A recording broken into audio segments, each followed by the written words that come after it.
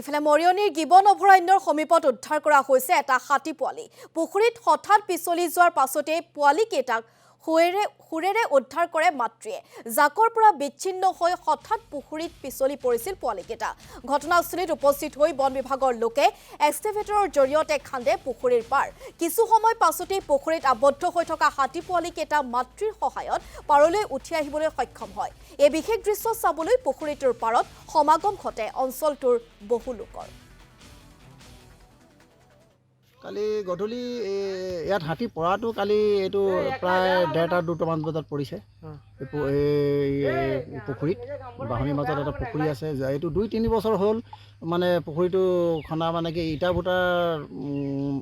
বনাবৰ কাৰণে ইটাবিলাকে মাটি লৈ যায়, মাটিৰ মালিকবিলাকে। কাৰ হয়তো এইটো পুখুৰীটো মানে কি মাটিৰ মালিক আৰু ইটা ভূটাৰ মালিকৰ লগত কিবা বুজা কৰি পিনি কিবা লেনদেন পইচা পতা কৰি পিনি মাটিটো খেতি নোহোৱাৰ কাৰণে মানে পুখুৰীৰ কাৰণে এইটো মাটি খানি কেঁচা ইটা বনাবৰ কাৰণে লৈ যায়। সমগ্ৰ অঞ্চলত ভালেকেইটা পুখুৰী আছে, এইবোৰতো বৰ বিপদজনক। ইয়াতো আছে যে পায় তেনেকৈ যাৰ লগত মাটি মানে কি মাটিৰ মালিকৰ লগত ইটা ভূটাৰ মালিকৰ এইটো বুজা পৰা থাকে। তেওঁবিলাকে আৰু খেতি নোহোৱাৰ কাৰণে বাম মাটিৰ কাৰণে মানে ধানটো নহয় তেনেকৈ, সেইটো কাৰণে মানে কি পুখুৰী খান্দিবলৈ দি দিয়ে। হাতীটো কিমান দেৰি আবদ্ধ হ'ল? হাতীটো কালি প্ৰায় 1:30-2টা বজাৰ পৰা পৰি আছে, এতিয়াতো 9টা বাজিব হৈ গ'ল আৰু দিনত। এতিয়া JCB আহিল, এতিয়া JCB খান্দি ৰাস্তা উলিয়াই প্ৰথম অৱস্থাত 6টা পৰিছিলে। 6টা পৰিছিলে।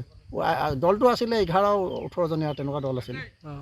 সৰু সৰু পোৱালি আছে, 1 বছৰীয়া, 1.5 বছৰীয়া, 2-3 বছৰীয়া তেনেকুৱা পোৱালিও আহিছে।